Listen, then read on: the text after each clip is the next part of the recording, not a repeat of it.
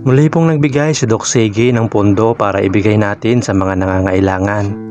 Ang tanging bilin niya, ibigay sa taong mapagbigay. Kaya muli po akong nagbihis pulubi para manghingi ng pagkain at alamin kung sino ang magbibigay sa akin. Tao po. Tao po. Tao po.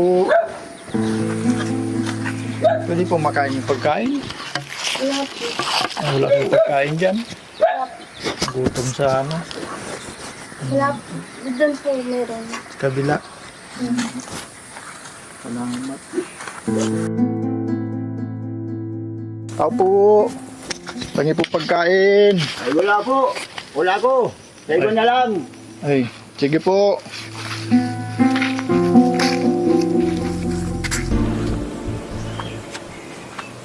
Tao po.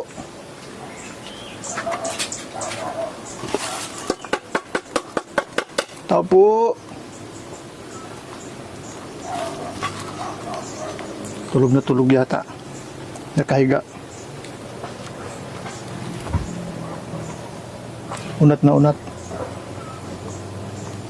Payat na matanda. Tao po. Pasukin ko na. Tinaw ko anong nangyari. Bakit di ako marinig? Tao po. Tao po. Pangipong pagkain. Gutom na gutom po. Gutom na gutom.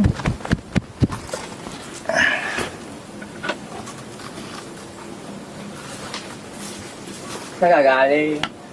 Diyan lang. Diyan po sa labas.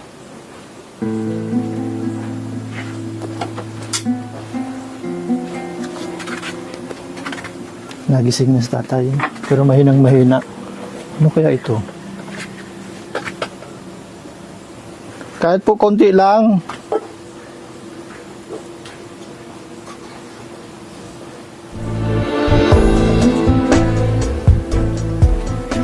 Ay, sapinang ko po ng dahon.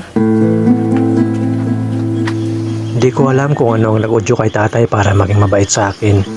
Naglagay siya ng kanin sa malaking sandok para sana ipatong sa daladala kong plato. Pero nagdalawang isip siya nang mapansing madumi ang plato kong daladala.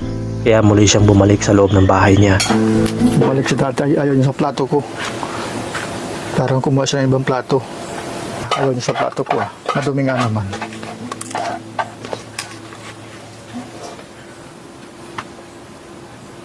Kawawa man sa tayo, butas-butas ang bahay.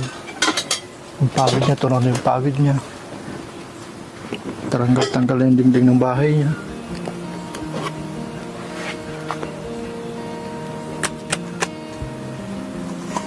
Salamat po.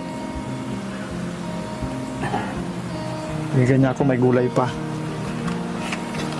Wala po kayong kasama dyan? Wala po kayong kasama? Parang di niya ako naririnig. Malalim siguro ang tainga ni tatay. Kutsara! Kutsara. Dito na pumasok daw ako at mag-ulan.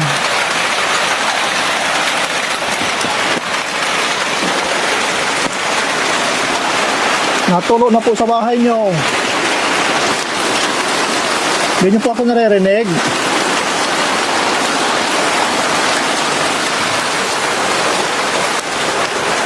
May duyan.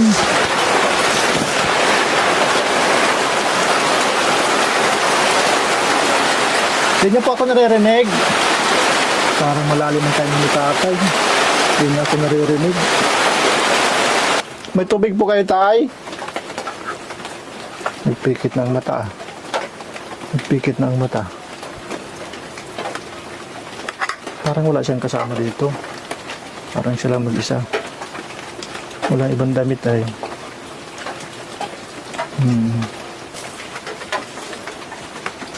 Kaya ako ng tubig, nagsinyas na lang ako. Hindi niya ako naririnig.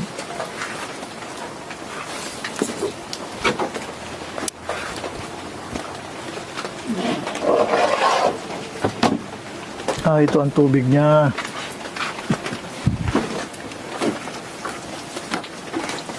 Ito raw ang inuman niya. Dito na lang ako kumuha. Parang masama ang pakiramdam ni tatay. Ayaw na ayaw bumangon.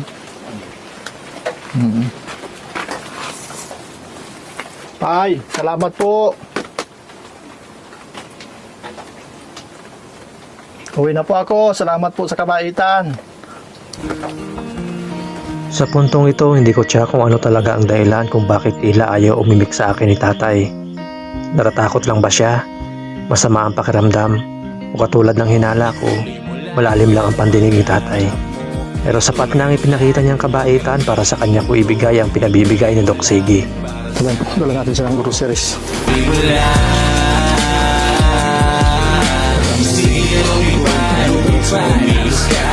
Para matupad ituloy mo lang hanggang sa dulo.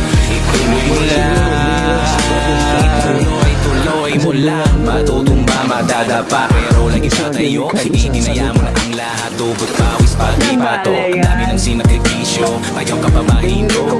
Oling kumbaga, wala na tong atrasan. Hindi pwedeng matalo. Pangarap